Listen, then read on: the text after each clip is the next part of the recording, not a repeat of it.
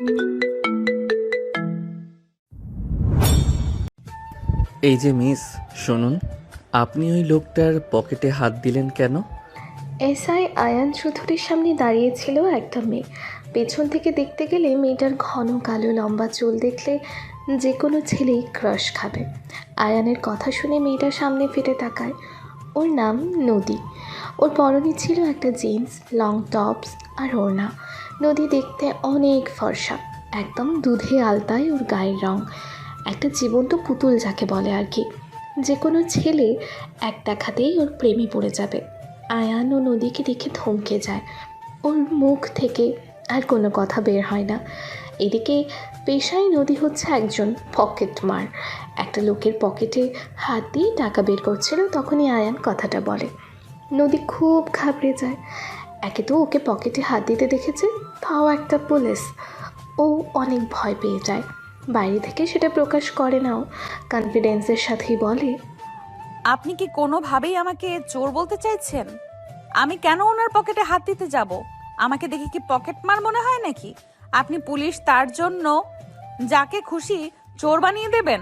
ও আচ্ছা, বুঝতে পেরেছি। আপনি আসলে আমার নামে ফেক কেস লাগাতে চাইছেন, যাতে আমি ভয় পেয়ে যাই, নিজেকে ছাড়ানোর জন্য আপনাকে ঘুষ দেই, তাই তো? ওয়েট ওয়েট, কোন কথাকে টেনে কোথায় নিয়ে যাচ্ছেন? আমার মনে হলো আমি দেখলাম আপনি ওই লোকের পকেটে হাত দিচ্ছেন, তাই জিজ্ঞেস করলাম। এই আপনার কি মনে হচ্ছে সোজাসাপটা বলুন তো?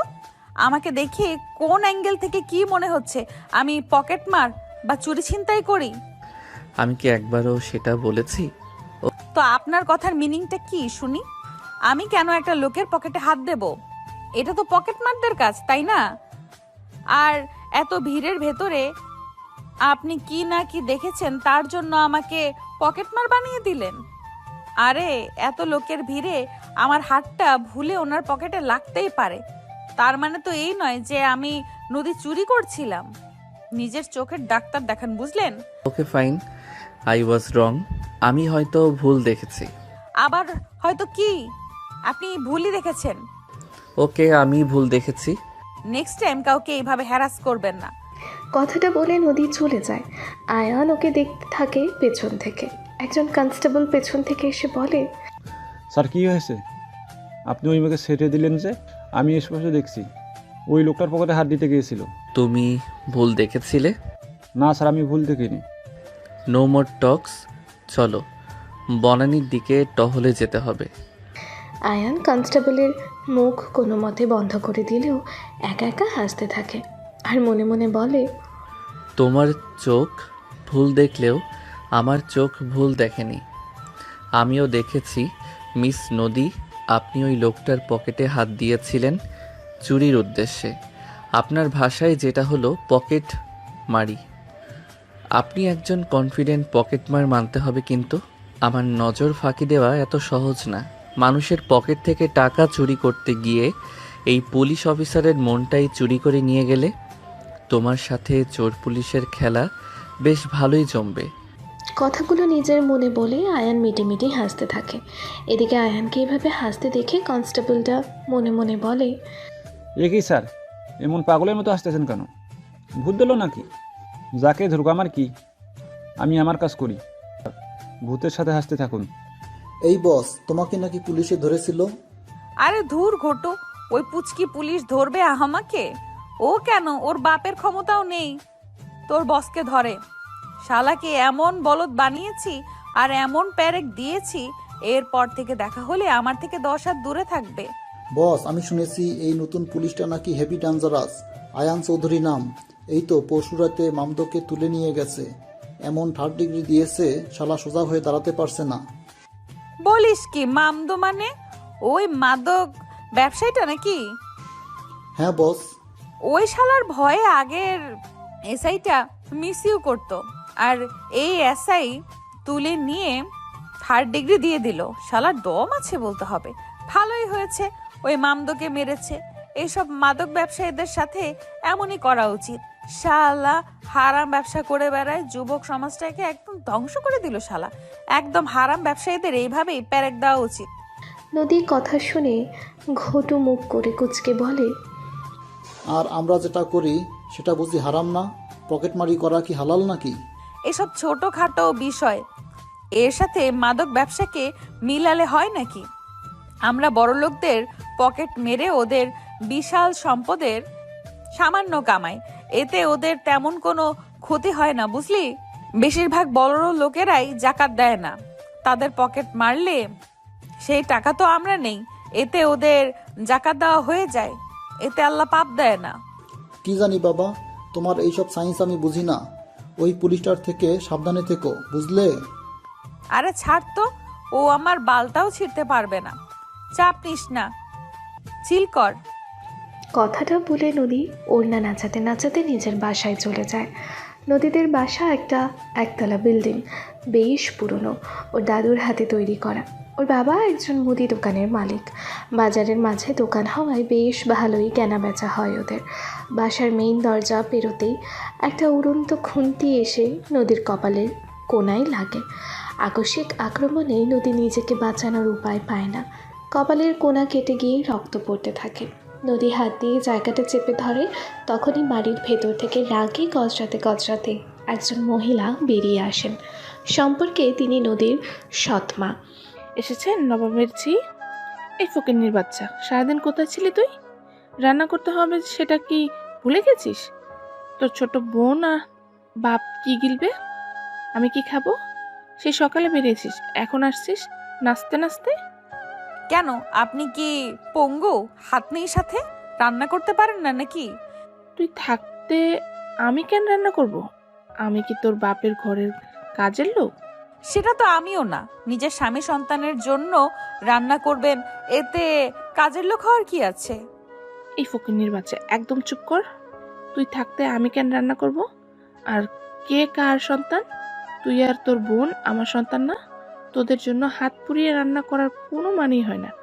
আর ভুলে গেছিস তোকে আর তোর বোনকে কোন শর্তে এই বাড়িতে থাকতে দিয়েছি? ঘরের সব কাজ করবি তুই। এখন যদি তুই সেই শর্ত না মানিস, তাহলে তোকে আর তোর বোনকে ধাক্কা দিয়ে এ বাড়ি থেকে বের করে দেব। Mind your language. আপনি কোন সাহসে আমাকে ফকিন্নি বলেন? ফকিন্নি কে সেটা ব্যবহারেই বোঝা যায়। আর আপনি কে আমাকে আমার বাড়ি থেকে বের করার? এই বাড়িটা আমার মায়ের ছিল, তাই এখন এই বাড়িতে সবচেয়ে বেশি অধিকার আমার বোন আর আমার। আর হ্যাঁ, আমার মনে আছে ছোটবেলায় আপনার দেওয়া শর্তে আমি রাজি হয়েছিলাম। কি বলুন তো, আমি নদী কথা দিয়ে কথা রাখতে জানি, তাই ঘরের সব কাজ করি। আপনার হুমকি ধামকি কেনা আমি নদী ভয় পাই না।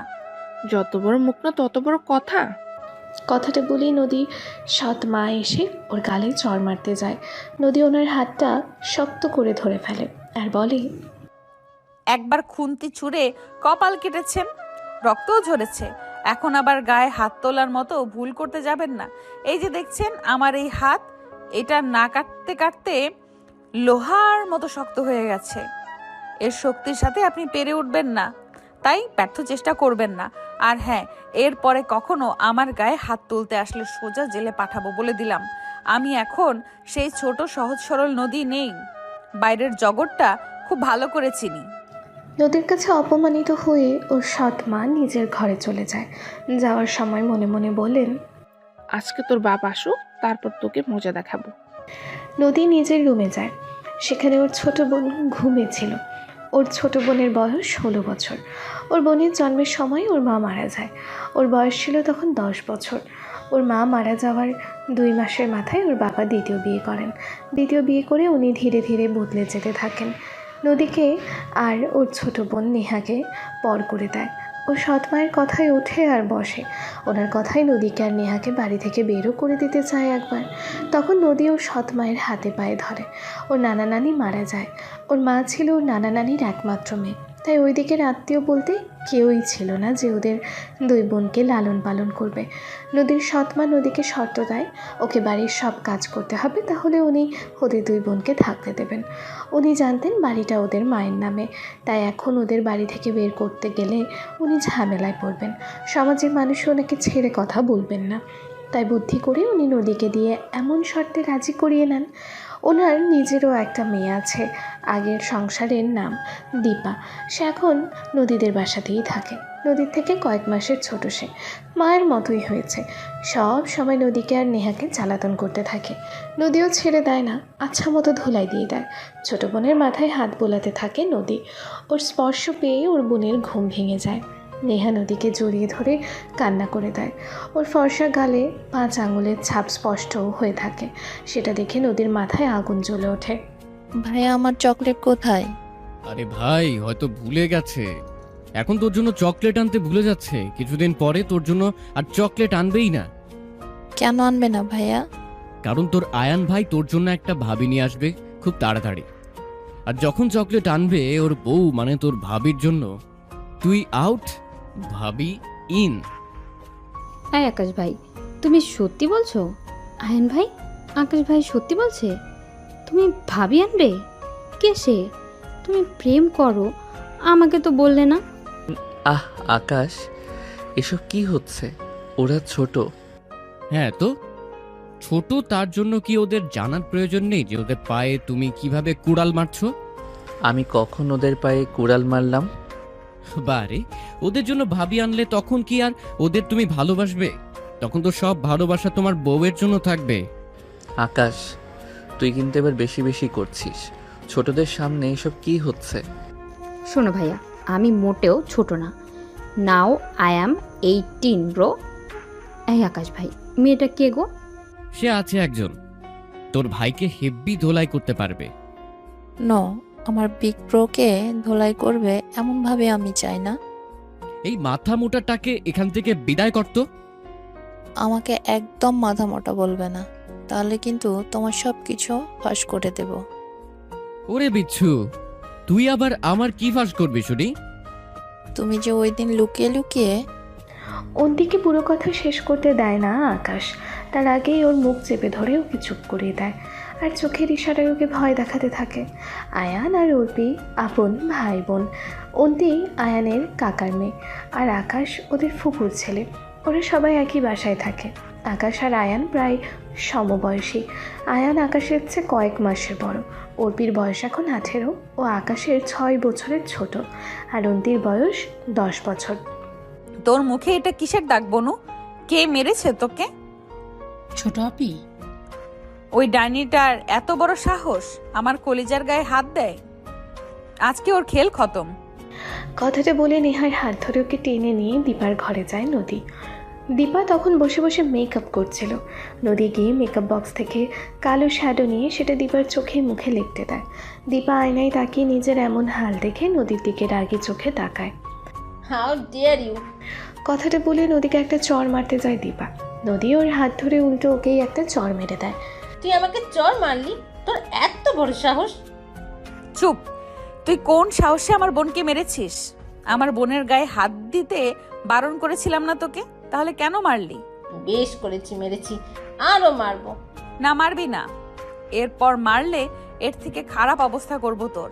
আজকে শুধু একটা দিলাম, এর পরের দিন এতগুলো দেব যে তোর চোয়ালের হাড় ভেঙে যাবে। দীপাকে ওয়ার্নিং দিয়ে নদী নেহাকে নিয়ে নিজের রুমে চলে যায়। নদী আর নেহা চলে যাওয়ার পরে দীপা নিজের ড্রেসিং টেবিলের সব মেকআপ নিচে ফেলে দেয়। ও মনে মনে নদীকে গালি দিতে থাকে। রাতে নদীর বাবা আসার পর ওর সৎমা আর দীপা তার সামনে নাটক শুরু করে দেয়। কিছু ঘন্টা পরে এই মেয়ে দুটো কে আয়ান? এরা তোমার সাথে কি করছে? আকাশ ভাই, এটা কি ভাবি যার কথা তুমি বলছিলে? হ্যাঁ, এটাই সেই মেয়ে। কিন্তু তোর ভাই হঠাৎ করে একে বিয়ে করে নিয়ে আসলো কেন, সেটাই তো বুঝতে পারছি না। বারে, তুই তো বলছিলে। বারে, তুমি তো বলছিলে ভাই আর ভাবি পছন্দ, একে অপরকে ভালোবেসে তাই বিয়ে করছে। এতে আবার না বোঝার কি আছে শুনি? আরে গবেট, তোর ভাই তোর ভাবিকে আজকেই প্রথম দেখেছে, আর প্রথম দেখাতেই তোর ভাবিকে পছন্দ করেছে। আমার ভাই বলে কথা, দেখছো? একদিনে মেয়ে পছন্দ করে তাকে পটিয়ে বিয়েও করে নিয়েছে। এসবের জন্য না যোগ্যতা লাগে। এই চুপ কর তো, নিশ্চয়ই কোনো ঘাপলা আছে, না হলে একদিনে এই মেয়ে পটে গেল। সকালেই তো ঝগড়া করলো, প্রথম দেখাতে ওর সাথে ঝগড়া করে আবার সেই দিনই ওর উপরে ইমপ্রেস হয়ে বিয়ে করবে? না না, কিছু তো একটা ঘাপলা আছেই। ওসব কোনো ঘাপলা টাপলা না, বুঝলে? আমার ভাই হ্যান্ডসাম, তাই ভাবি পড়তেছে। তোমার মতো হনুমান মুখও না ভাই। আমি হনুমান মুখ? অবশ্যই, না হলে সমবয়সী হয়ে আমার ভাই বউ নিয়ে চলে আসলো, তুমি একটা প্রেমিকা জোটাতে পারলে না? জোটাবো আর কি করে? সে তো আমায় দেখেও দেখে না। কিছু বললে? না। কি হলো আয়ান, তুমি আমার প্রশ্নের উত্তর দিচ্ছ না কেন? এই মেয়ে দুটো কে? মা, ও নদী, আর ও হচ্ছে নদীর ছোট বোন নেহা। হ্যাঁ, তো ওরা এখানে কি করছে?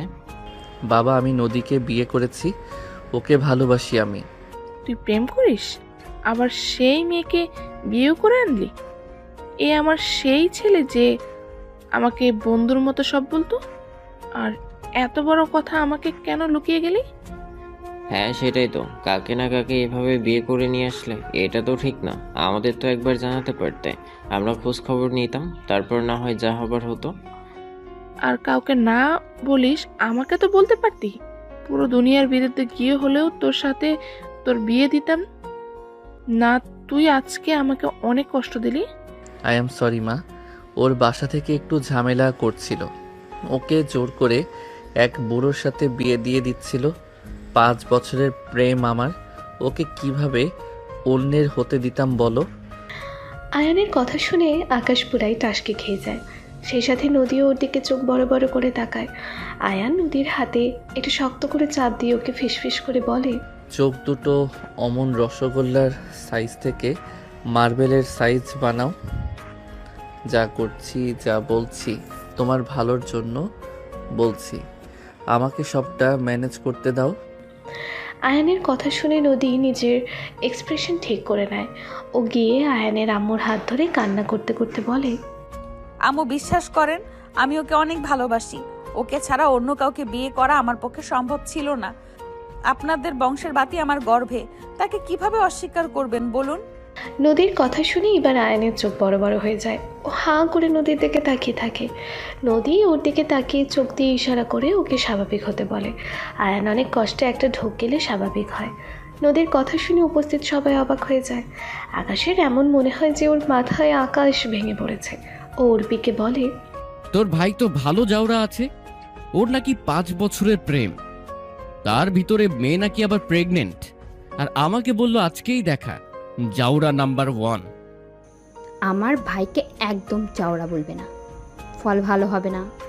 তোমার গোষ্ঠী উদ্ধার করে দেবো বললাম। তা তুই কি আমার গোষ্ঠীর বাইরে নাকি রে? এই, তুমি আমার সাথে আর কথা বলবে না, আমার ভাইকে নিয়ে কিচ্ছু বলবে না। বংশের বাতি মানে? আমি প্রেগনেন্ট আম্মু, আপনার ছেলের সন্তান আমার গর্ভে। এসব কি বলছো তুমি? আমার গর্ভের সন্তানের কসম, আমি সত্যি বলছি। আয়ান, তোর থেকে আমি এটা আশা করিনি বাবা। তুই কিভাবে পারলি এমন একটা কাজ করতে? 5 বছরের প্রেম, আবার বাচ্চা! আল্লাহ, এ কি দিন এলো আমার। আম্মু, আপনি ওর উপরে রাগ করবেন না। আসলে এটা একটা অ্যাক্সিডেন্ট, কিন্তু বিশ্বাস করেন আমি ওকে নিজের প্রাণের থেকেও ভালোবাসি। আপনি একবার আমার দিকে তাকান, দেখুন তো আমি কত কিউটি পিউটি একটা মেয়ে।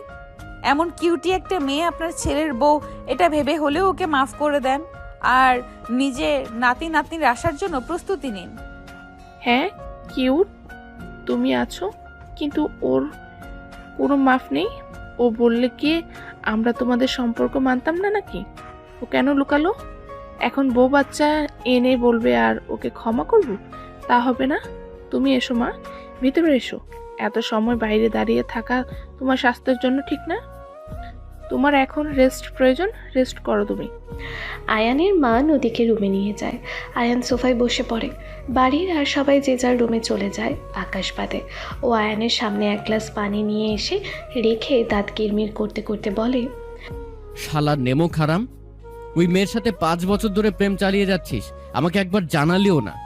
আবার আকাম করে কয়েকদিন পরে বাচ্চার বাপ হবি। ছি ছি ছি রে ননি, ছি ছি ছি ছি রে ননি, ছি ছি ছি। তোকে ভাই বলতে আমার লজ্জা হচ্ছে। বিশ্বাস করো, আমি নির্দোষ। আমি এ ব্যাপারে আমি কিছুই জানি না। আমি কবে ওর সাথে রিলেশন করলাম, ওকে প্রেগনেন্ট করলাম, আমি জানি না। কোনো চুরি ধরা পড়ার পরে বলে না যে সে চুরি করেছে। আরে শালা, আমি সত্যি বলছি। তুই তো অন্তত বিশ্বাস কর। আমাকে একদম শালা বলবি না। আমার বোন নাই, আর থাকলেও তোর কাছে বিয়ে দিতাম না। তোর মতো মিথ্যুক লুচ্চার যাওয়ার কোনো অধিকার নেই আমার দুলাভাই হওয়ার। কথাটা বলে আকাশ নিজের রুমে চলে যায়। আয়ানও নিজের রুমে যায়। ও গিয়ে দেখে ওর মা তখনও নদীর সাথে কি কথা বলছে। একটু পরে উনি নদীকে রুমে রেখে নেহাকে নিয়ে রুম থেকে বের হয়ে যায়। উনি বের হতেই আয়ান রুমে ঢুকে পড়ে। রুমে ঢুকেও রুমের দরজা আটকে দেয়। নদী তখন অন্যদিকে তাকিয়েছিল। দরজার শব্দ শুনে ও পেছনে তাকিয়ে দেখে আয়ান ওর দিকে রাগে চোখে তাকিয়ে আছে। নদী কিছুটা ভয় পেলেও বাইরে থেকে নিজেকে রিল্যাক্স মুডে রাখে। আয়ান নদীর সামনে এসে বলে, এটা তুমি কি করলে? ও মা, আমি আবার কি করলাম? নিচে সবাইকে কি বললে তুমি? তুমি আমার বাচ্চার মা হতে চলেছ। তুমি জানো তোমার জন্য আমার বেস্ট ফ্রেন্ড, আমার সবচেয়ে কাছের কাজিন আকাশও আমাকে ভুল বুঝলো। ও আমাকে কি কি বলেছে জানো? কি বলেছে? বলেছে আমি মিথ্যুক, লুচ্চা, জাউরা। সে আপনি যাওরা কিনা জানি না, তবে মিথ্যুক তো বটেই, সাথে একটু লুচ্চাও আছেন। কি বললে তুমি আমি লুচ্চা? অবশ্যই, তা না হলে একটা মেয়েকে একা পেয়ে এইভাবে দরজা আটকে দিতেন নাকি? তো আমি কি তোমার সাথে রোম্যান্স করব বলে দরজা আটকিয়েছি নাকি? আর শোনো, আমি মিথ্যে বলি না। আজকে শুধুমাত্র তোমার জন্য মিথ্যা বললাম। আপনি মিথ্যা বলেন কিনা তা আমার ভালো জানা আছে। মানে? আপনি তো একজন পুলিশ, আর পুলিশের থেকে বড় মিথ্যুক আর দুনিয়াতে নেই। পুলিশ হলে যে মিথ্যা বলতে হবে এটা তোমাকে কে বলেছে? আমি একজন সৎ পুলিশ অফিসার। আমার চরিত্রে তুমি কালি লাগিয়ে দিলে আজকে।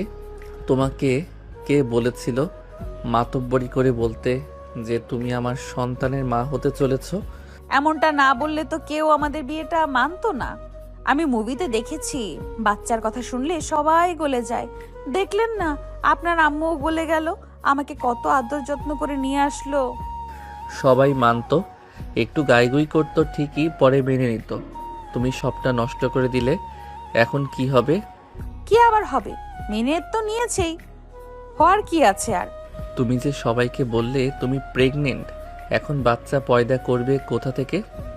মানে বাচ্চা? হ্যাঁ বাচ্চা। তা তোমার পেটেরটা এখন কই পাবে? সেটা যখন হওয়ার টাইম তখন দেখবো। বললেই হয়ে গেল, তাই না? এত বড় মিথ্যা তোমাকে কে বলতে বলেছে? এই আপনি আমাকে মেজাজ দেখাচ্ছেন কেন? হ্যাঁ শুনুন, আমি নদী কিন্তু কারো মেজাজ সহ্য করি না, বলে দিলাম। মেজাজ দেখাতে হলে অন্য কাউকে দেখান, আমাকে না। তো তোমার অত পকর পকর কে করতে বলেছিল শুনি? আপনি, সরি, তুমি বেশি পকর পকর করো। বয়সে আমার থেকে ছোট, তাই আমাকে সম্মান দিয়ে কথা বলো। কে বলেছে আমি তোমার ছোট? আমার পয়দা হওয়ার সময় কি তুমি এসে দেখেছিলে নাকি? না দেখিনি, কাজে অফিসে তোমার এনআইডি কার্ডে তোমার বয়স দেখেছি। তুমি আমার থেকে বয়সে ছোট। কি শেষমেশ কিনা নিজের থেকে বয়সে বড় মেয়েকে বিয়ে করলাম। এখন তো আমার বন্ধুরা আমাকে বলবে আমি নিজের চেয়ে বয়সে বড় মেয়েকে, সরি, বুড়ি মেয়েকে বিয়ে করেছি। ওই হ্যালো, সমস্যা কি তোমার? হ্যাঁ, হতে পারো বয়সে তুমি আমার ছোট, কিন্তু তার মানে তো এই না আমি বুড়ি। আমাকে কোন অ্যাঙ্গেল থেকে দেখে মনে হয় আমি বুড়ি? না বুড়ি না, তবে আমার থেকে একটু বয়স্ক তো আছো। আমি বয়স্ক?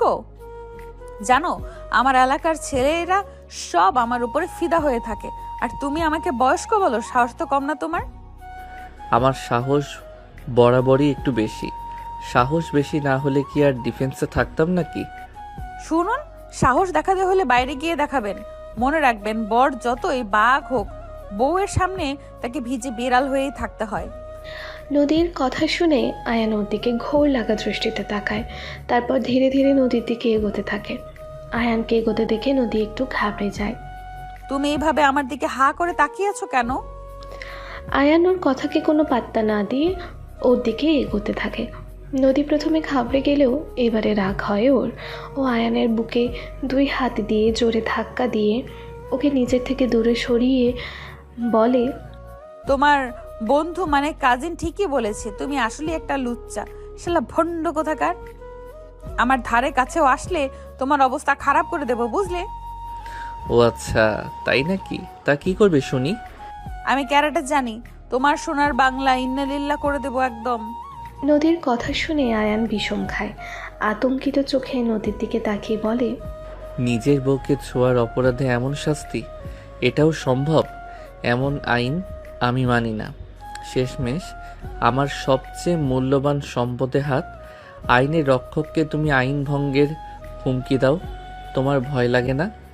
এই যে আমাকে থ্রেট দিলে, এর জন্য তোমাকে অ্যারেস্ট করতে পারি, জানো? আর তুমি যে আইন ভঙ্গ করতে চাইছো, একজন পুলিশ হয়ে একটা সহজ সরল নিরীহ মেয়ের ইজ্জত লুটতে চাইছো, তার বেলায় দেব নাকি তোমার নামে গিয়ে কেস ঠুকে? বাহ, কিয়া সিন হ্যাঁ। পুলিশকে তুমি কেসের ভয় দেখাও। তোমার কাছে কি প্রমাণ আছে আমি তোমার ইজ্জত লুটতে চেয়েছি? প্রমাণ আমি নিজে। এমন সহজ সরল একটা মেয়ে গিয়ে যদি বলি তুমি আমার ইজ্জত লুটতে চেয়েছো, কেউ সেটা চোখ বন্ধ করে মেনে নিবে? ওয়েট, এখানে সরল সোজাটা কে? কেন আমি? তুমি যদি সরল সহজ হও, তাহলে সরল সহজ মেয়েগুলো লজ্জা পাবে। তুমি আমাকে অপমান করলে। তোমার মান আছে বুঝি? এবার একটু বেশি বেশি হয়ে যাচ্ছে না? কি বেশি হচ্ছে? তুমি আমাকে এইভাবে বলতে পারো না। বলে তো ফেলেছি, এখন কি করবে শুনি? দাঁড়াও, তোমাকে মজা দেখাচ্ছি। কথাটা বলে নদী আয়ানের দিকে এগোতে থাকে। হাঁটতে গিয়ে উড়নায় পা আটকে নদী পড়ে যেতে নেয়। পড়ার সময় সামনে কিছু না পেয়ে আয়ানের শার্টের কলার টেনে ধরে। নদীর সাথে সাথে আয়ানও পড়ে যায়। নদী গিয়ে সোফায় পড়ে আর আয়ান ওর ওপরে গিয়ে পড়ে। ভয়ে নদী চোখ বন্ধ করে নেয়। আয়ান এক দৃষ্টিতে নদীকে দেখতে থাকে। নদীর চোখের ওপরে কিছু চুল এসে পড়েছিল। আয়ান ফু দিয়ে সেগুলো সরিয়ে দেয়। নদীর সাথে সাথে চোখ মেলে তাকায়। আয়ান হুট করে নদীর ঠোঁটে কিস করে দেয়। আয়ানের হুট করে কিস করায় নদী অবাক হয়ে যায়। ওর চোখ দুটো রসগোল্লার মতো হয়ে যায়। কিছু সময় পরে নদীও ফিলে চলে আসে। ও নিজেও আয়ানের ঠোঁটে কিস করতে থাকে। পুরো 7 মিনিট পরে আয়ান নদীর ঠোঁট ছাড়ে। আয়ান সরে যাওয়ার পরে নদীও স্বাভাবিক হয়ে যায়। একটু আগে কী হলো সেটা মনে করে নদী উঠে দাঁড়িয়ে নিজের ঠোঁট 2 হাত দিয়ে ধরে আয়ানের দিকে চোখ বড় বড় করে তাকায়। আয়ান নদীর চোখের দিকে তাকিয়ে নিজেকে সামলাতে পারে না। নদীর আগে কণ্ঠে আয়ানকে বলতে চায়, এটা তুমি কি করলে? আমাদের বিয়ের শর্তকে তুমি ভুলে গেছো? আয়ান কোনো উত্তর দেয় না। ও এক মোহে নদীর দিকে তাকিয়ে থাকে। হুট করে নদীর সামনে এসে ওর কোমর জড়িয়ে ধরে এক হাত দিয়ে, আর এক হাত নদীর মাথার পেছনে দিয়ে নদীর মুখটা নিজের কাছাকাছি এনে নদীর কানে ফিসফিস করে বলে, কখন কি কথা হয়েছিল ভুলে যাও, ফরগেট এভরিথিং। এখন কি হতে চলেছে সেটা নিয়ে ভাবো। I need you right now. আমার এখন তোমাকে লাগলে I need you deeply. Please don't disturb me, না হলে আইনের রক্ষক হয়ে আমাকে আইন ভাঙতে হবে। I am not a criminal. আমি আইন ভাঙতে চাই না। So cooperate with me, otherwise একদম চুপ থাকো। আমাকে আমার কাজ করতে দাও। ভুলেও আমাকে আটকানোর বা পালাবার চেষ্টা করো না। ইউ নো না, আইনের হাত অনেক লম্বা। আয়ানের কথার ধরন শুনে নদী নিজের কেমন সম্মোহিত হয়ে যায়। ও আয়ানকে বাধাও দেয় না, কিছু বলেও না। আয়ান নদীর ঘাড়ে কিস করতে থাকে। তারপর নদীকে কোলে তুলে নিয়ে বিছানায় শুইয়ে দেয়। নদীকে নিজের স্পর্শে পাগল করে দিতে থাকে আয়ান। ভালোবাসা, লজ্জা, ব্যথা সব কিছুর মাঝে নদী একাকার হয়ে যায়। নদী আয়ানের বুকেই ঘুমিয়ে পড়ে। আয়ানও ক্লান্ত হয়ে ঘুমিয়ে পড়ে। পরের দিন সকালে নদীর ঘুম ভেঙে যায়। ঘুম থেকে উঠে নিজেকে আয়ানের বুকে দেখে নদী ঝটকা খায়। তারপর ওর একটু আগের ঘটনা মনে পড়ে। ও নিজেকে নিজেই বলে, আই হাই, এই শালা আমার সর্বস্ব লুটে নিয়ে গেল। এখন আমার কি হবে? আমাকে কে বিয়ে করবে? শালা পুলিশের বাচ্চা, তুই আমার ইজ্জত লুটে নিলি। মনে চাচ্ছে তোর টুনটুনি কেটে দেই। আর আমারই বা কি হয়েছিল? আমি কেন ওকে আটকালাম না? কেমন রোবটের মতো ওর তালে তালে মিলিয়ে গেলাম। মেনু লুট লাগায়া আমি এখন নিচে গিয়ে সবাইকে বলবো ওই পুলিশের বাচ্চা আমাকে হ্যারাস করেছে, আমার ইজ্জতের ফালুদা বানিয়েছে। থু সে তুমি বলতেই পারো, কিন্তু কেউ বিশ্বাস করবে তো? থু থু থু থু থু থু। তুমি আমার মনের কথা শুনলে কিভাবে? মনে মনে কথা বললে সেটার সাউন্ড যদি মাইকে গান বাজানোর মতো হয় তাহলে শুনতে তো পারবই। এত কুল সেজো না। আমি এক্ষুনি নিচে যাব আর গিয়ে তোমার কুকর্মের কথা সবাইকে বলবো। তুমি যে আমার সাথে নোংরামি করেছো সেটা সবাই জানবে এখন। যাও বলো। একটা হ্যান্ড বাইক এনে দেবো নাকি সুইটহার্ট? আচ্ছা, তুমি না আমার প্রেম করে বিয়ে করা বউ, আমার বাচ্চা তোমার গর্ভে, তাহলে আমাদের ভিতরে সব কিছু তো আরও আগেই হয়ে গেছে। তাই না? এখন তুমি যদি নিজেকে সবার সামনে হাসির পাত্র বানাতে চাও তো গিয়ে বলে দাও একটু আগে কি হয়েছে। তুমি আমার সাথে এমন করতে পারো না। আমার দুর্বলতার সুযোগ নিলে তুমি। কি সুযোগ নিলাম? আমার সাথে জোর করে ওইসব করলে। আমি তোমাকে জোর করেছি? আচ্ছা ফাইন, তোমার কথাই মানলাম যে আমি তোমাকে জোর করেছি, কিন্তু তুমি আটকাওনি কেন? আমাকে বাধা দাওনি কেন? তুমি চাইলেই নিজের শক্তি খাটাতে পারতে আমার উপর, নিজেকে আমার থেকে ছাড়ানোর চেষ্টা করতে পারতে, চিৎকার করতে পারতে, কিন্তু তুমি সেটা না করে আমার সাথে তাল মিলিয়েছো। কেন আমার থেকে নিজেকে ছাড়ানোর চেষ্টা করনি? এরপরও বলবে যে আমি জোর করেছি? তোমার কোনো ইচ্ছা ছিল না? যদি সত্যি তাই মনে করো তুমি, তাহলে আমি প্রমিস করছি আজকের পর থেকে তোমাকে টাচ করব না যতদিন না তুমি নিজে থেকে এসে ধরা দাও। শেষের কথাগুলো আয়ান খুব রেগে সিরিয়াস মোডে বলে ওয়াশরুমে যায়। নদী নিজের কাপড় ঠিক করে আয়ানের পেছনে পেছনে ওয়াশরুম অবধি যায়, কিন্তু নদী ভিতরে আসার আগেই আয়ান দরজা আটকে দেয়। আয়ান জোরে দেয়ালে একটা ঘুষি মারে। নদী দরজার বাইরে থেকে সেটা শুনতে পায়। ঘুষির শব্দে নদী কেঁপে ওঠে। ও নিজেকে নিজে বলে, যাক বাবা, ওই পুলিশের কি মাথার তার কেটে গেল নাকি? শালা ক্রিমিনালকে না ধরে দেওয়ালে মেরে ঘুষি প্র্যাকটিস করছে।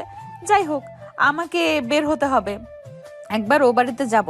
আজকে কত দেরি হয়ে গেল, ধান্দা পানি তো করতে হবে, আমি বরং যাই।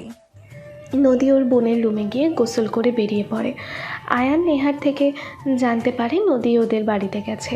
আয়ানও রেডি হয়ে বেরিয়ে পড়ে। নদী ওদের বাসার গেটের সামনে এসে দাঁড়িয়ে আগের দিন রাতের ঘটনা মনে করে। অতীত, নদী আর নেহা নিজেদের রুমে শুয়েছিল। তখনই বাইরে থেকে ওর সৎ বোন আর সৎ মায়ের আওয়াজ শুনতে পায়। ওরা দুজন নদীর নামে নালিশ করছিল ওর বাবার কাছে।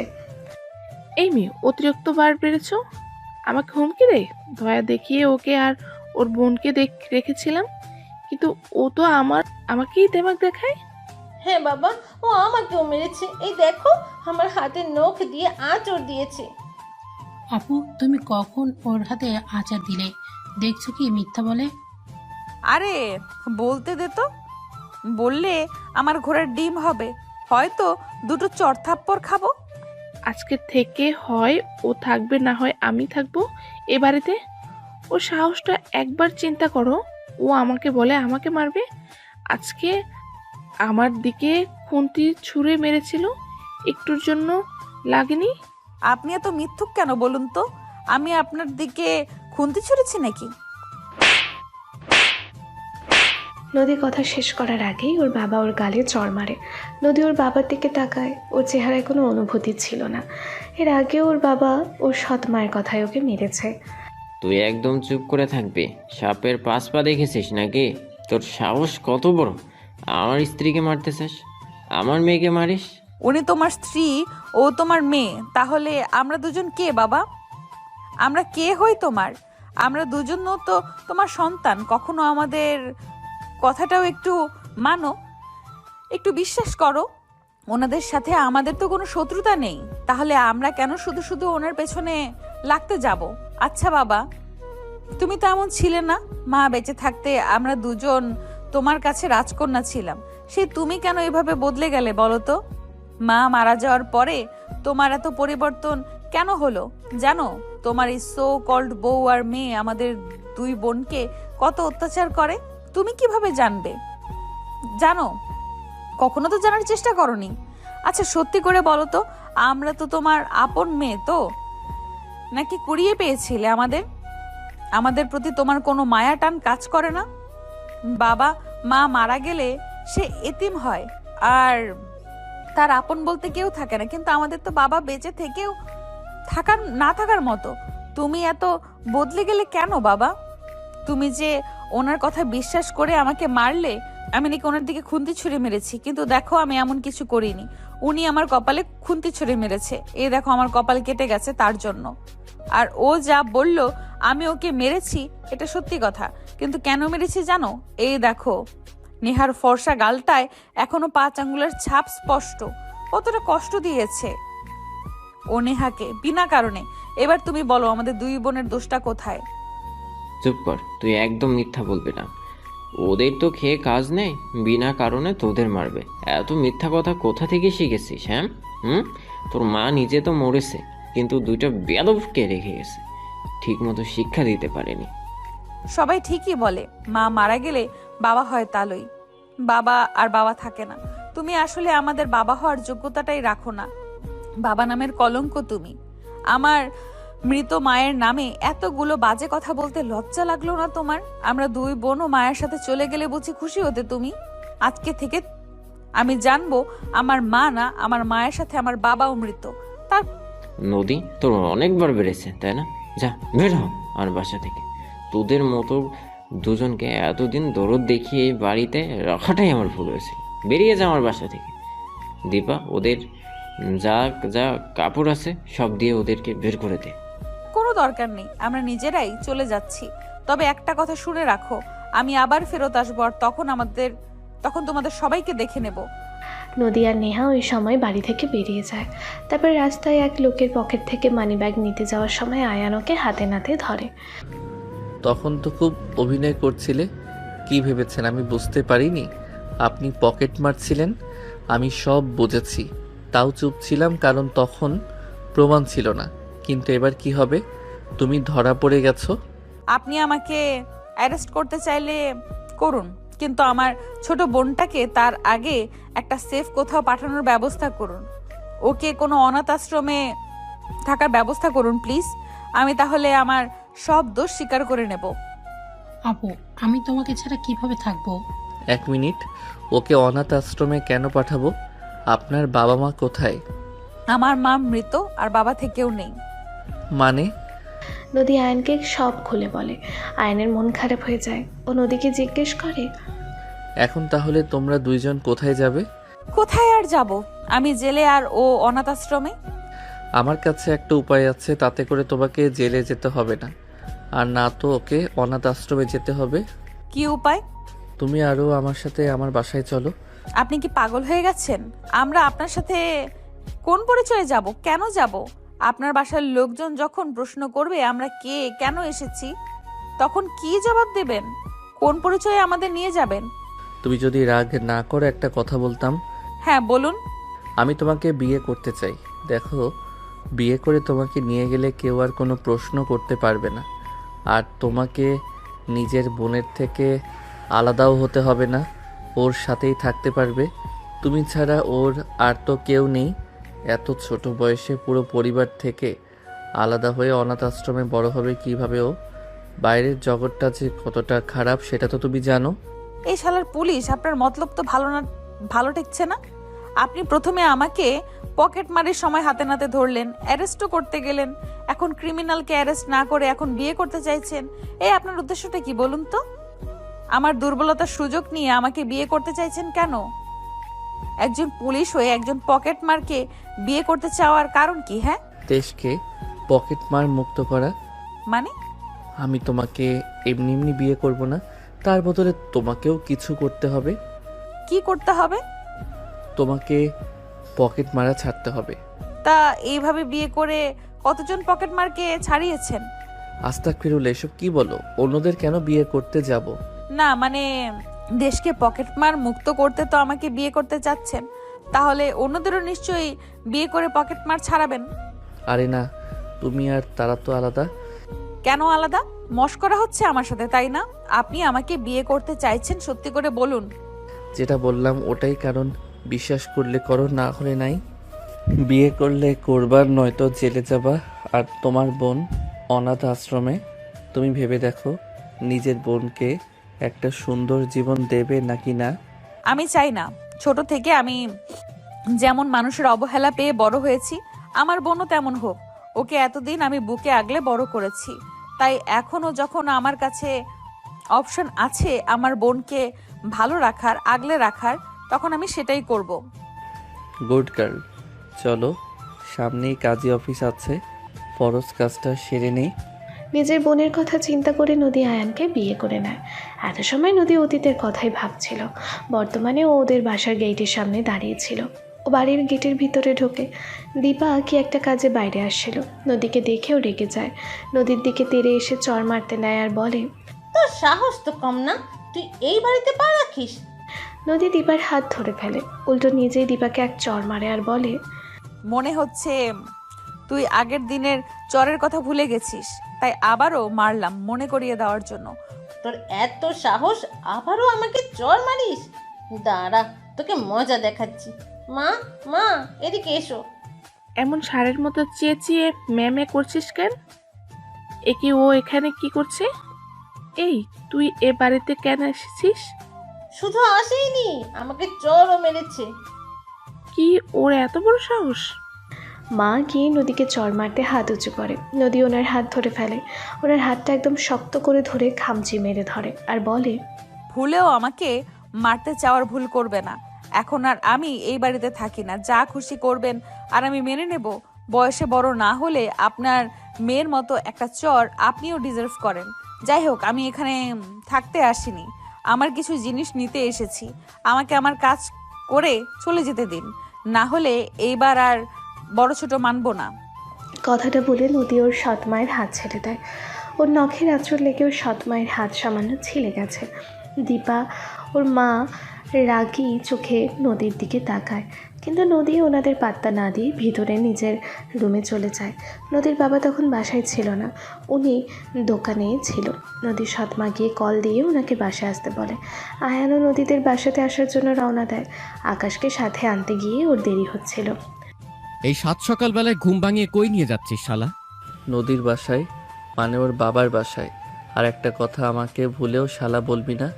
আমার বোনকে তোর মতো খচ্চরের সাথে বিয়ে দেব না আমি। সেটা সময় হলেই দেখা যাবে। কিছু বললি? হ্যাঁ, বললাম তোকে শালা না ডাকলে আমার পেটের ভাত হজম হয় না, তাই শালা আমি ডাকবই। তাহলে আমিও গুলি মেরে তোর খুলি উড়িয়ে দেব। একবার করে শালা ডাকবি, একটা করে গুলি তোর খোপড়ি ফুঁড়ে বেরিয়ে যাবে। 2 দিন যাক, তোর বোনটাকে শুধু পটিয়ে নি, তারপর দেখবো কে কার খুলি ওড়ায়। মেয়ে মানুষের মতো কি এত ফুসুর ফাসুর করিস? সেটা তুই না জানলেও চলবে। নদী কিছু সময় পরে একটা কাপড়ের ব্যাগ হাতে নিয়ে বাইরে আসে। নদীর সৎ মার বোন রাগী চোখে ওর দিকে তাকিয়েছিল। ওর বাবাও ওনাদের পাশে দাঁড়িয়েছিল। নিজের বাবাকে এই সময় বাড়িতে দেখে নদী বুঝতে পারে ওর সৎ মার বোন মিলে কল দিয়ে ওর বাবাকে ডেকে এনেছে। নদী ওর বাবার দিকে তাকিয়ে একটা তাচ্ছিলের হাসি দিয়ে মেইন দরজার দিকে যায়। হঠাৎ করে ওর সৎ মা এসে ওর হাত চেপে ধরে, ওর থেকে ব্যাগটা কেড়ে নেওয়ার চেষ্টা করে আর বলে, কি চুরি করে নিয়ে পালাচ্ছিস? চুরি কেন করতে যাব? এতে আমার আর নেহার কিছু জামা কাপড় আর দরকারি কাগজপত্র আছে। তুই বললেই মানতে হবে নাকি? তোকে আমি ভালো করেই চিনি, চোরের বাচ্চা একটা। দে ব্যাগ দে। নিজের মুখ সামলান। আপনি কোন সাহসে আমাকে চোরের বাচ্চা বলেন? আমার মাকে চোর বলার সাহস কে দিয়েছে আপনাকে? বেশ করেছি বলেছি, 100 বার বলবো, 1000 বার বলবো, তুই একটা চোর, তোর মাও চোর। এখনো বলছি নিজের মুখে লাগাম দিন, না হলে ফল কিন্তু ভালো হবে না। নিজের স্বামীকে দেখে সাহস বেড়ে গেছে নাকি? তাহলে শুনুন, আমি এখন আপনার স্বামীকেও ভয় পাই না। চোরের মায়ের বড় গলা, সাহসের কি দেখছিস? কি তুই?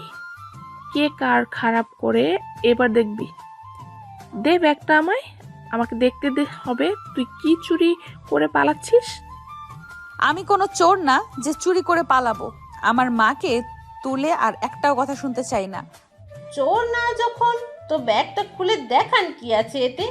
যদি ভালোভাবে দেখতে চাইতে আমি অবশ্যই দেখাতাম, কিন্তু তোমরা নিজেদের লিমিট ক্রস করে ফেলেছো, তাই আমি বাধ্য নই কাউকে দেখাতে। আসছি। আবার কথাটা বলে নদী আবারও চলে যেতে নেয়। ওর সৎ মা ওর হাত টেনে ধরে। এতক্ষণ অনেক চ্যাটাং চ্যাটাং কথাও শুনেছি, ভালো কথায় কাজ হবে না তো? ঠিক আছে, দাঁড়া, তোকে মজা দেখাচ্ছি।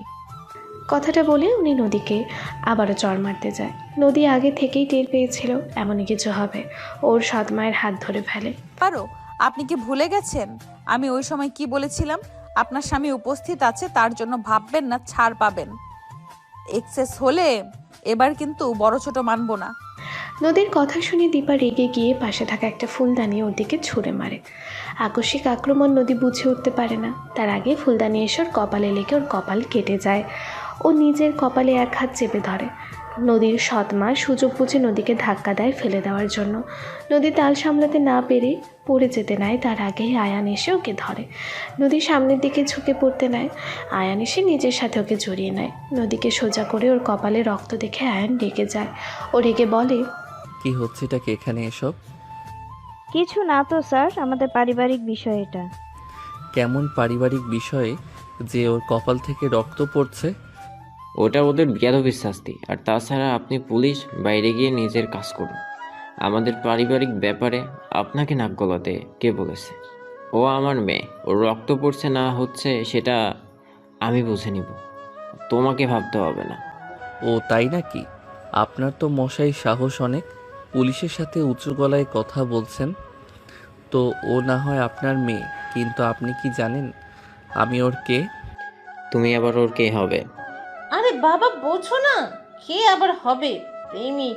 তোমার মেয়ে নাগর জুটিয়ে নিয়েছে, সেটাও বোঝো না? এই মেয়ে চড়িয়ে তোমার দাঁত ফেলে দেব একদম। একজন অন ডিউটি পুলিশ অফিসারকে কি বলছো এসব? মানহানির মামলায় জেলে ঢুকাবো নাকি? দে ভাই দে, এই সাতচুন্নিকে গারদে ঢুকিয়ে দে। না না স্যার, ও আসলে এভাবে বলতে চাইনি। এই দীপা, তুই চুপ কর, তোর বাবা তো কথা বলছে নাকি? দেখুন, আপনি আমাদের কোনো আত্মীয় না, আর যদি ওর প্রেমিকও হন তাহলে শুনুন, আমি ওর বাবা। আমার মেয়েকে আমি শাসন করব, এতে নাক গলানোর অধিকার আপনার নেই। ওর হাজবেন্ডের তো নিশ্চয়ই আছে নাকি? হাজবেন্ড? ওর আবার হাজবেন্ডকে? আমি ওর হাজবেন্ড, ও আমার বিয়ে করা বউ। কি? হ্যাঁ, আপনার মেয়ে আমার বিয়ে করা বউ।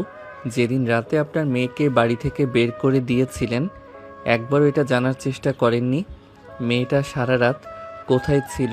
সেই রাতেই আমি ওকে বিয়ে করেছি। কেমন বাবা আপনি, যে নিজের দুইটা মেয়েকে রাতের বেলা বাড়ি থেকে বের করে দেন? তখন একবারও ভেবেছিলেন অত রাতে ওরা দুই বোন কোথায় যাবে? রাত বিরাতে যদি কোনো বিপদ হয় কে বাঁচাবে ওদের? আর এখন এসেছেন বাবার নামে শাসন করতে। তুমি ওর হাজবেন্ড? মানে সত্যি? হ্যাঁ সত্যি। কেন বিশ্বাস হচ্ছে না? নদী, তুমি বলো তো এদের আমি তোমার কে? উনি আমার হাজবেন্ড। নদীর মুখে হাজবেন্ড শুনে বাবা মা দীপা তিনজনই অবাক হয়ে যায়। আয়ান নদীকে নিজের দিকে ঘুরিয়ে ওর কপালের কাছে হাত রেখে বলে, অনেক ব্যথা করছে। এটা কে করেছে বলো আমায়? আই সোয়ার তার অবস্থা নাজেহাল করে ছাড়বো আমি। আয়ানের কথা শুনে দীপা ভয়ে ওর বাবার পিছনে গিয়ে লুকায়। ওর মা বাবাও ভয় পায়, কিন্তু দীপাকে বাঁচাতে ওর বাবা বলে, দেখো, যেটা হয়েছে সেটা ওর দোষে হয়েছে। ও আমার মেয়ে, তাই আমি ওকে শাসন করেছি। অতিরিক্ত বেয়াদব হয়ে গেছিল, তাই এই ফল পেয়েছে। আপনি যে কেমন বাবা তার নমুনা আমি ওই দিন রাতেই পেয়েছি। যাই হোক, যদি বলেন বাবা হয়ে শাসন করেছেন তাহলে শুনুন, কাউকে এভাবে আঘাত করে তার শরীর থেকে রক্ত ঝরানোকে শাসন বলে না। আর এইভাবে গায়ে হাত তুলে শাসন করার অধিকার আপনার এখন নেই। এখন তুমি চুপ করো। বাবার মতে এটা আমাদের পারিবারিক বিষয়, তাই আমাকে কথাটা বলতে দাও। নদীকে নিজের পক্ষে কথা বলতে দেখে ওর বাবা আয়ানের দিকে তাকিয়ে একটা তাচ্ছিল্যের হাসি দেয়, যেন হাসির মাধ্যমে আয়ানকে নিজের জয় আর আয়ানের পরাজয় চোখে আঙুল দিয়ে বুঝিয়ে দিতে চাইছে। আয়ান জানে নদী ওর বাবা ও পরিবারকে এখন ঘৃণা করে, তাই তাদের পক্ষে কিছুই বলবে না। সেই জন্য ও চুপ করে। নদী ওর বাবার দিকে তাকিয়ে বলে, তো আপনার মতে ভুল, দোষ সব আমার, তাই তো? তা বলুন শুনি, আজকে আমার ভুলটা কোথায় ছিল? শুরুটা কিন্তু আপনার মেয়ে আর বউই করেছিল। আমি এ বাড়িতে আসার পরেই ওরা আমাকে মারতে এসেছিল। আমি শুধু তখন ওদের আটকেছি আর বুঝিয়েছি এখন আর আমি এই বাড়িতে থাকি না, যে ওনারা আমার উপর জোর খাটাবেন। তারপর আমি চুপচাপ নিজের কিছু জিনিস নিয়ে যাচ্ছিলাম, কিন্তু তাতেও ওদের শান্তি মেলেনি। ওরা আমাকে আর আমার মাকে চোর বানিয়ে দিল। আপনার আদরের মেয়ে ফুলদানি ছুঁড়ে আমার কপাল কেটে সেখান থেকে রক্ত বের করলো। এত কিছুর পরেও আপনি বলছেন আমি বেয়াদবি করেছি? আমারটা যদি বেয়াদবি হয় তাহলে ওদেরটা কি? ওরা যা করেছে একদমই ঠিক করেছে। ওদের মতো মেয়েকে এইভাবেই শাস্তি দিতে হয়। বাহ, এখনো আপনি ওদের হয়ে সাফাই গাচ্ছেন? তো ওরা যে বলল আমি আর আমার মা চোর, এখন আপনি বলুন আমার মৃত মাকে ওরা চোর কেন বলল? তুমি নিজের দোষে তুমি তোমার মাকে গালি শুনিয়েছো, এতে আমি ওদের কোনো ভুল দেখছি না। তার মানে আমার মা চোর, তাই তো? তোমার মা যে কি সেটা ভাষায় প্রকাশ করা এখন সম্ভব না। নিজে আজীবন আমাকে জ্বালিয়ে মেরেছে, আর এখন তোমার মতো একটা বেয়াদব জন্ম দিয়ে গেছে যে আমাকে জ্বালিয়ে মারছে। কেন যে তখন ওর কবরটাই বাড়িতে দিতে গেলাম, এখানে না দিয়ে যদি তোমার নানা বাড়িতে দিয়ে দিতাম, তাহলে অন্তত তুমি এখানে মায়ের জন্য পড়ে থাকতে না, আর আমারও একটু মুক্তি মিলতো। এতক্ষণ অবধিও আমার অন্তরে আপনার জন্য বাবা হিসেবে একটা আলাদা জায়গা ছিল, কিন্তু এখন এই কথাগুলো শোনার পর আপনার প্রতি শুধু ঘৃণাই জন্মাচ্ছে। আপনি কি মানুষের কাতারে পড়েন? নিজের সন্তান মৃত স্ত্রীর নামে এইসব কিভাবে বলছেন? একটা সময় তার সাথে তো সময় কাটিয়েছেন, একবারও সেসব কথা মনে পড়ে না? আর এখন এসে বলছেন আপনাকে আজীবন জ্বালিয়েছে আমার মা।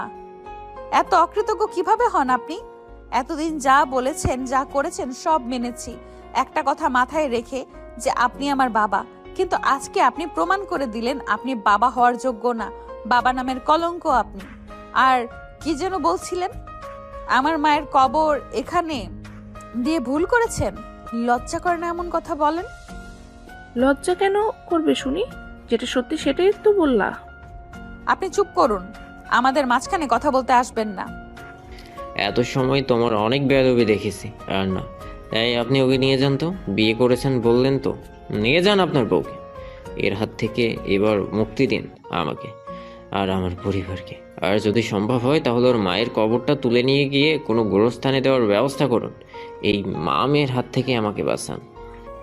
বাবার কথা শুনে নদী ঘৃণায় মাটিতে থুতু ফেলে আর বলে, মা মারা গেলে বাবা বদলে যায় জানতাম, কিন্তু এতটাও বদলে যায় জানা ছিল না।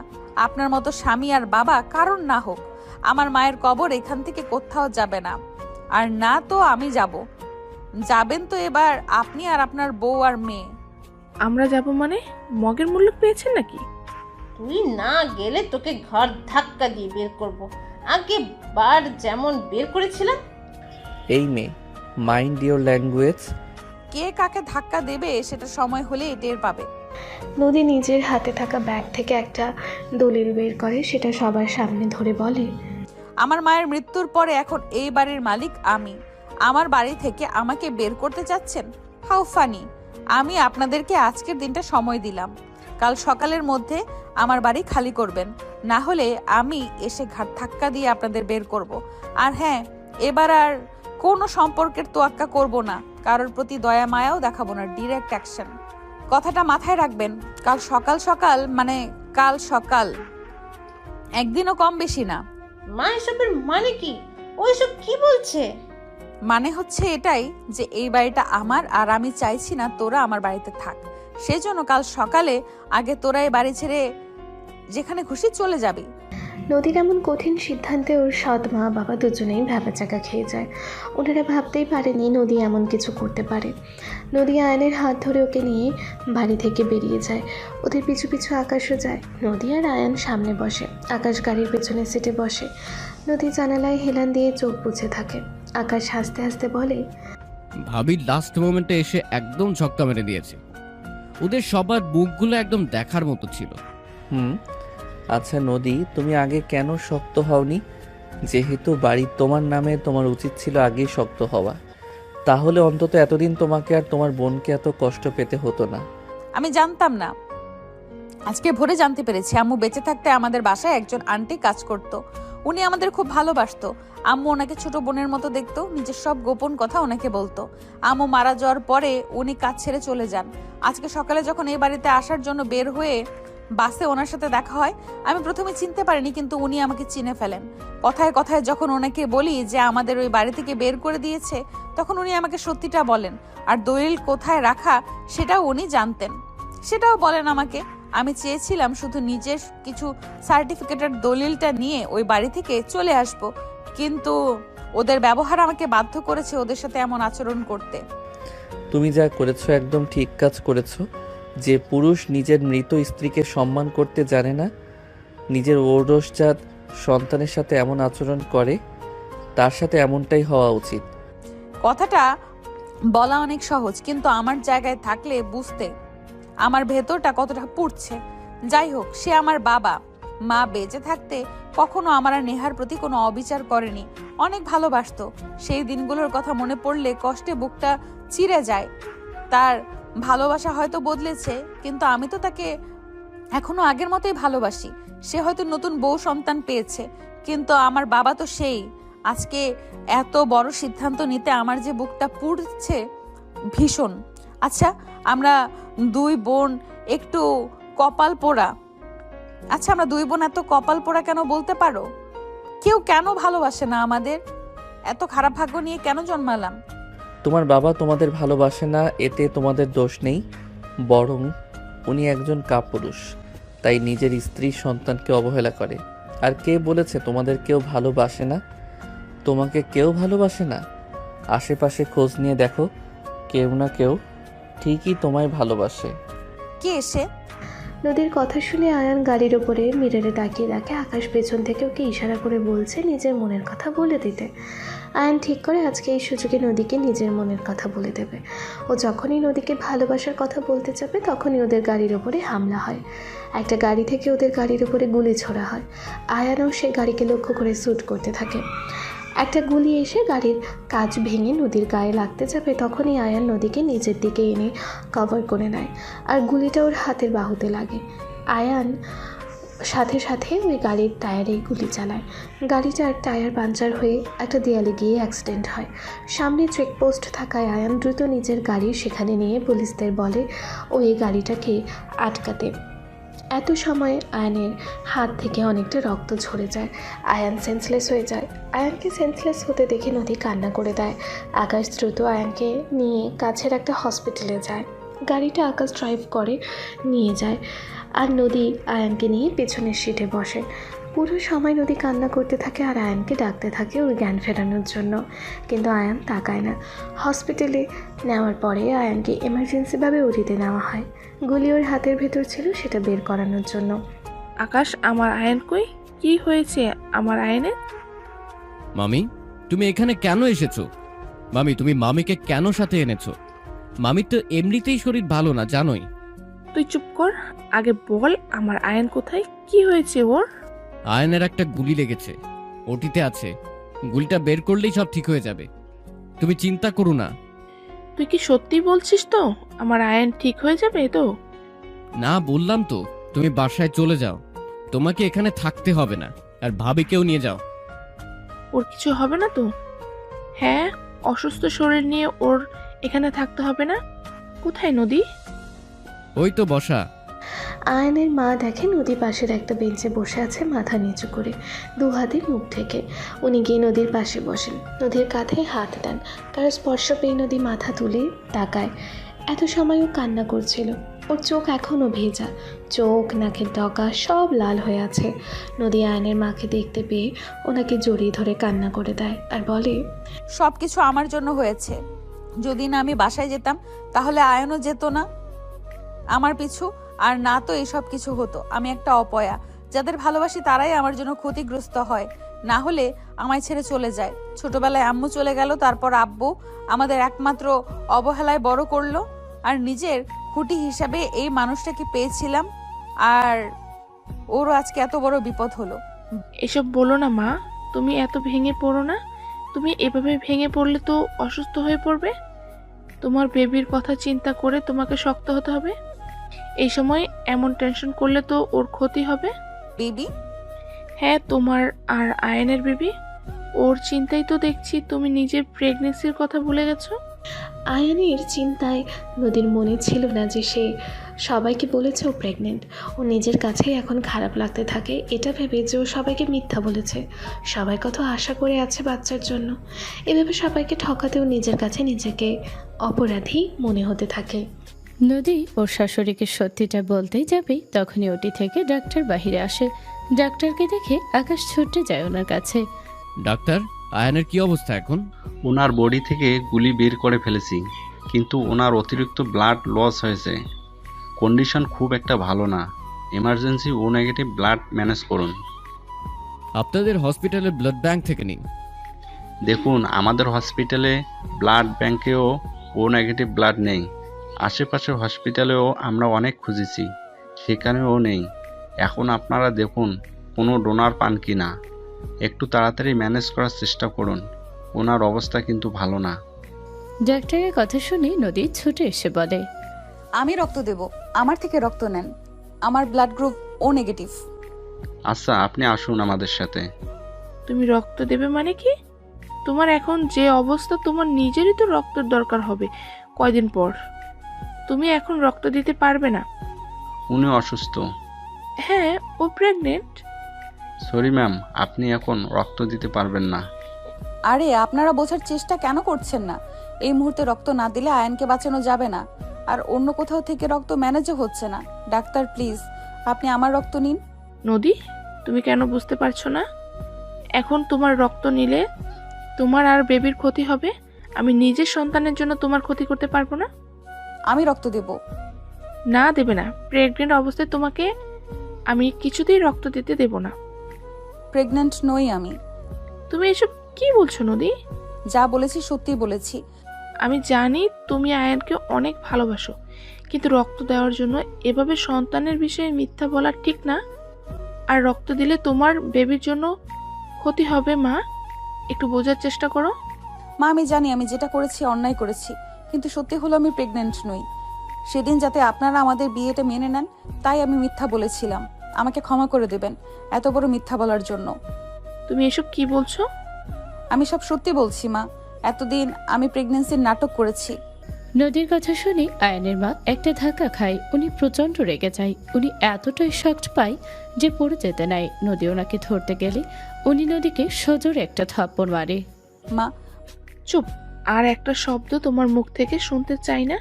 মৃত্যু প্রতারক, এত বড় ছলনা করলে তুমি? তোমাকে নিজের মেয়ের মতো ভালোবাসা দিয়েছিলাম, আর এই তার প্রতিদান? কিভাবে পারলে এইভাবে দিনের পর দিন মিথ্যা নাটক করে আমাদের সবাইকে ঠকাতে? নদী কোনো উত্তর দেয় না। আয়নের বাবা রক্তর খোঁজ নিতে বাহিরে গেছিলেন কথা বলতে। ফিরে এসে সব শুনে উনি কষ্ট পান, কিন্তু নদীকে কিছুই বলেন না। মা, আমি জানি আমি অন্যায় করেছি, তার জন্য আপনি আমাকে যা শাস্তি দেওয়ার না হয় বাসায় গিয়ে দেবেন। এখন আপনি উত্তেজিত হবেন না, আপনার শরীর ভালো নেই। দয়া করে আপনি শান্ত হন। চুপ। তুমি আর আমাকে মা বলে ডাকবে না। তোমার মতো মেয়ের মুখে মা ডাক শুনতে চাই না। ঠিক আছে, ডাকবো না, কিন্তু আপনি একটু শান্ত হন দয়া করে। বাবা মায়ের শরীর ভালো না। আমি জানি আমি আপনাদের সবাইকে অনেক বড় মিথ্যা বলেছি, অনেক বড় অপরাধ করেছি। তার জন্য আপনারা আমাকে যা শাস্তি দিবেন আমি তাই মাথা পেতে নেব, কিন্তু এখন দয়া করে মাকে শান্ত হতে বলুন। আপনি মাকে নিয়ে বাসায় চলে যান। এইখানে আকাশ আর আমি থাকছি। আমি ডাক্তারের সাথে যাচ্ছি রক্ত দিতে। তুমি এমনটা না করলেও পারতে। আয়নের বাবা আর কিছু না বলে আয়নের মাকে নিয়ে বাসায় চলে যায়। আয়নের মা যেতে চায় না, কিন্তু আয়নের বাবা ওনাকে জোর করে নিয়ে যায়। নদী ডাক্তারের সাথে যায় রক্ত দেওয়ার জন্য। তখনই কান্না করতে করতে আয়নের বোন অর্পি আসে। ও সকালে কলেজে গিয়েছিল। বাসায় এসে ভাইয়ের অ্যাক্সিডেন্টের কথা শুনে সোজা হসপিটালে চলে এসেছে। আকাশ ভাই, ভাইয়া কোথায়? ভাইয়া কেমন আছে? তুই আবার কেন আসলি? তোর ভাইয়া ঠিক আছে, একটা ছোট অপারেশন চলছে ওর, চিন্তা করিস না। ভাইয়ার সত্যি কিছু হবে না তো? ভাইয়া ঠিক হয়ে যাবে বলো? হ্যাঁ, ঠিক হয়ে যাবে। কান্না করে চেহারার কি হাল করেছিস? এখন কান্না থামা, এদিকে আয়। অর্পি আকাশের সামনে এসে দাঁড়ালে আকাশ দুই হাত অর্পির দুই গালে রাখে। কিছু সময় অর্পির চোখের দিকে তাকিয়ে থেকে অর্পির চোখের পানি মুছিয়ে দেয়। এই প্রথমবার অর্পিও আকাশের চোখের দিকে তাকিয়ে থাকে কিছুটা সময়। পুরোটা সময় ও আকাশের দিকেই তাকিয়েছিল। আজকে আকাশকে এত কাছ থেকে দেখে অর্পির অন্যরকম ভালো লাগা অনুভব হতে থাকে। অর্পিকে নিজের দিকে তাকিয়ে থাকতে দেখে আকাশ একটু লজ্জা পায়। মনে মনে ভাবে, ও আবার বুঝে ফেললো না তো আমি ওকে ভালোবাসি? না না, ও যদি আমায় ভুল বোঝে। মনে মনে এটা বলে মুখে আকাশ বলে, ভাবিস না, এমনি এমনি তোর চোখ মুছিয়ে দিচ্ছি। তো কি কারণে দিচ্ছ শুনি? এই অবস্থায় একদম পেতনি লাগছে তোকে। এভাবে তোকে দেখলে ডাক্তাররা সব ভয় পালাবে, তখন আর তোর ভাইয়ের চিকিৎসা হবে না। আর আমি থাকতে সেটা তো হতে দিতে পারি না, তাই না? আকাশের কথা শুনে অর্পির আজকে আর রাগ হয় না। ও উল্টো হেসে দেয়। অর্পিকে হাসতে দেখে আকাশ ওর দিকে তাকিয়ে থাকে। নে এবার এমন 32 পাটি বের করে হাসা বন্ধ কর। কলেজ থেকে বাসায় গিয়ে কিছু খেয়েছিস? না। আচ্ছা তুই এখানে একটু বস, আমি আসছি। এখান থেকে নড়বি না একদম। আচ্ছা ঠিক আছে। আকাশ চলে যায় তখনই নদী বাহিরে আসে। ওর শরীর অনেকটা দুর্বল হয়ে গেছে রক্ত দিয়ে। তুমি কখন আসলে অর্পি? এই তো মাত্র এলাম ভাবি। তোমাকে এত দুর্বল লাগছে কেন? তোমার ভাইয়াকে রক্ত দিয়ে আসলাম সেই জন্য। আচ্ছা তাহলে তুমি একটু এসে বসো ভাবি। নদী আর অর্পি কথা বলছিল তখনই আকাশ হাতে একটা ডাব আর 2 প্যাকেট বিরিয়ানি নিয়ে হাজির হয়। ভাবি, তুমি আগে এই ডাবের পানিটা খাও, তারপর বিরিয়ানিটা খেয়ে নাও। এখন খেতে ইচ্ছে করছে না, তোমরা খাও, আমি পরে খাবো। আচ্ছা। আকাশ শোনো। জি ভাবি। মা আমার উপরে অনেক রেগে আছে তাই না? রাগ হওয়ারই তো কথা। আচ্ছা মা কি আমাকে ক্ষমা করবেন না? আরে ধুর, কি যে বলো না। মামির মন অনেক নরম, এখন হয়তো রেগে গেছে, কিন্তু কয়েকটা দিন যেতে দাও, দেখবে সব ঠিক হয়ে যাবে। তাই যেন হয়। আকাশের সাথে কথা বলা শেষ করে নদী আয়নের কেবিনের বাইরে যায়। আয়নকে একটু আগে কেবিনে শিফট করা হয়েছে, কিন্তু ওর সাথে কাউকে দেখা করতে দেওয়া হচ্ছে না। তাই নদী কেবিনের বাহিরের ছোট্ট কাচের ফাঁকাটা দিয়ে আয়নকে দেখতে থাকে। আয়নের মুখে অক্সিজেন মাস্ক লাগানো, হাতে একটা স্যালাইন চলছে। আয়নের এই অবস্থা দেখে নদী মনে মনে বলে, তুমি তাড়াতাড়ি সুস্থ হও। আয়ান, তোমাকে এইভাবে দেখতে আমার ভালো লাগছে না। আগের দিনের ব্যবহারের জন্য সরি। তুমি সুস্থ হও প্লিজ। নে, তোর পছন্দের বিরিয়ানি এনেছি, খেয়ে নে। খাওয়ার ইচ্ছা নেই আপাতত। নাটক বাদ দে, চুপচাপ খা। জোর করো না আকাশ ভাই, খেতে ইচ্ছে করছে না। আকাশ কোনো কথা না বলে প্যাকেটের বিরিয়ানি একটা অন টাইম প্লেটে ঢেলে 1 লোকমা বিরিয়ানি অর্পির মুখের সামনে ধরে। অর্পি ওর বারণ করতে পারে না, ও চুপচাপ খেয়ে নেয়। অর্পির আজকে আকাশের সঙ্গে ভালো লাগে। ও খাওয়ার ফাঁকে বারবার আকাশের দিকে তাকায়, আকাশও ওর দিকে তাকায়, কিন্তু একে অপরকে ব্যাপারটা বুঝতে দেয় না। দূর থেকে নদী ওদের দেখে, ও বুঝতে পারে এই দুইজনের ভিতরে কি চলছে। ও ওদের দেখে মুচকি মুচকি হাসতে থাকে। হঠাৎই একজন নার্স এসে বলে আয়নের জ্ঞান ফিরেছে। নদী তাড়াতাড়ি ভিতরে যায়। আয়নকে দেখে নদীর চোখ থেকে পানি পড়তে থাকে। এই পাগল মেয়ে, কান্না কেন করছো? আমার জন্য তোমাকে কতটা কষ্ট পেতে হলো, চোখ মুখ শুকিয়ে গেছে একদম। তোমার জন্য কেন হতে যাবে? যদি না আমি বাবার বাড়ি যেতাম তাহলে তো তুমিও যেতে না, আর ফেরার পথে এসব কিছুই হতো না। আরে পাগল, তোমার জন্য কিছুই হয়নি, যা হয়েছে আমার জন্যই হয়েছে। শোনো নদী, ডিফেন্সে চাকরি করলে শত্রু থাকবেই, আর আমি তো মনে করো ঘুষ নেই না, সবসময় সৎ হয়ে চলার চেষ্টা করি, তাই আমার শত্রুর সংখ্যাও বেশি। ওরা আমাকে হয়তো আরও কয়েকদিন থেকেই ফলো করছিল, বাগে মিলছিল না, তাই এতদিন অ্যাকশন নেইনি। আজকে বাগে পেয়ে অ্যাকশন নিয়েছে, এতে তোমার কোনো দোষ নেই। ওরা আজকে না হলে কালকে ঠিকই একদিন আমার উপরে অ্যাটাক করতোই, তাই নিজেকে দোষ দেওয়া বন্ধ করো, বুঝলে? এদিকে আসো। নদী আয়নের পাশে গিয়ে ওর বেডের পাশে বসে। আয়ন উঠে বসে। আয়ন পরম যত্নে নদীর চোখের পানি মুছিয়ে দেয়। তারপর নদী একটা হাত ধরে বলে, নদী, আমি তোমাকে কিছু বলতে চাই। দেখো, আমার লাইফ খুবই রিস্কের, কখন কি হয়ে যায় কোনো নিশ্চয়তা নেই। আজকে যে আমি বেঁচে ফিরেছি এমনটা সবসময় নাও হতে পারে। তোমাকে কথাটা না বলে মরে গেলে আমি মরেও শান্তি পাবো না। একদম মরার কথা বলবে না, কি বলবে সেটা বলো। নদী, আমি তোমাকে ভালোবাসি। সেই প্রথম দেখাতেই তোমার প্রেমে পড়েছি আমি, অনেক বেশি ভালোবাসি তোমাকে। হ্যাঁ, হয়তো সময়টা অল্প ছিল, মাত্র কিছুদিনের পরিচয়, কিন্তু ভালোবাসার জন্য 1 যুগ সময়ের দরকার হয় না, 1 সেকেন্ডেও ভালোবাসা যায়। জানি না তোমার মনে আমার জন্য কেমন ফিলিংস আছে। দেখো, এখন তো আমরা একটা হালাল সম্পর্কে আছি, এমন কোনো কথা নেই তোমাকে আজকেই আমাকে ভালোবাসতে হবে। তুমি সময় নাও। নদী কিছু বলতে নিবে তখনই আকাশ আর অর্পি ভিতরে আসে। আয়ন নদীর হাতটা ছেড়ে দেয়। আকাশ এসে আয়নকে জড়িয়ে ধরে বলে, কিরে শালা, কেমন এনজয় করলি? তোর জন্য সবাই তো ভয় পেয়ে গিয়েছিল। আমার জায়গায় থাকলে বুঝতি কেমন এনজয় করলাম। যা, আমার পিস্তলটা নিয়ে আয়, তোকে একটা গুলি করি, তুইও একটু এনজয় কর। না। হঠাৎ করে অর্পি একটু জোরে চেঁচিয়ে না করে ওঠে। সবাই ওর দিকে তাকিয়ে থাকে অবাক হয়ে। আয়নার আকাশ কিছুই বুঝতে পারে না, কিন্তু নদী মিটমিট করে হাসতে থাকে। অর্পি ইতস্তত করে মুখে একটা মেকি হাসি দিয়ে তাকায়। কিরে, তুই এমন বাংলা ছায়াছবির মতো না করে উঠলি কেন? পড়লো কথা সবার মাঝে, যার কথা তার কানে বাজে। মানে? মানে কিছু না, তোমাকে অত কিছু বুঝতে হবে না। তুমি তাড়াতাড়ি সুস্থ হও, চেহারার দিকে তাকানো যাচ্ছে না। আহা, কি প্রেম! তোর দাদার কি তাতে? আমার বউয়ের আমার জন্য চিন্তা হবে না তো কি তোর জন্য হবে নাকি? চিন্তা এবার তুই কর যে কিভাবে বাসায় যাবি। কিভাবে যাব আবার? হেঁটে হেঁটে যাব? গুলি আমার হাতে লেগেছে, পায়ে না। ভাবি যে প্রেগনেন্ট না সেটা মামি জেনে গেছে। কি? কিভাবে? আমি বলেছি মাকে। কেন? এই মিথ্যে আমার আর ভালো লাগছে না। নিজের কাছে নিজেকে অপরাধী মনে হচ্ছিল। মা বাবা পরিবারের সবাই আমাকে কত ভরসা করে, বিশ্বাস করে, কয়েকদিনেই আমাকে কতটা আপন করে নিয়েছে। আমার নিজের পরিবার আমাকে যতটা না ভালোবাসা দিয়েছে তার চেয়েও বেশি ওনারা দিয়েছে। আমি কিভাবে ওনাদের এইভাবে ঠকাই বলো তো? পরে যা হওয়ার হোক, তবুও এই মিথ্যের বোঝা বয়ে বেড়ানো আর সম্ভব হচ্ছিল না আমার পক্ষে। যা হওয়ার তা তো হয়েই গেছে, তবে ভালোই করেছো সত্যিটা মাকে জানিয়ে। একদিন তো জানতোই, ততদিনে হয়তো আরো মন ভাঙতো সত্যিটা জেনে। তার চেয়ে আজকে জেনেছে আরো ভালো হয়েছে। মামি তো অনেক রেগে গেছে, নদীকে মা বলে ডাকতেও বারণ করে দিয়েছে। মাকে একটু সময় দে, সব ঠিক হয়ে যাবে। মা আমাকে ক্ষমা করবে তো? আমার মায়ের মন অনেক নরম, কষ্ট পেয়েছে অনেক, কিন্তু ঠিক ক্ষমা করে দেবে। একটু সময় দাও না মাকে। তাই যেন হয়। আয়নকে 2 দিন পরে ডিসচার্জ দিয়ে বাসায় আনা হয়। এর ভেতরে ওর মা আর যায়নি হসপিটালে।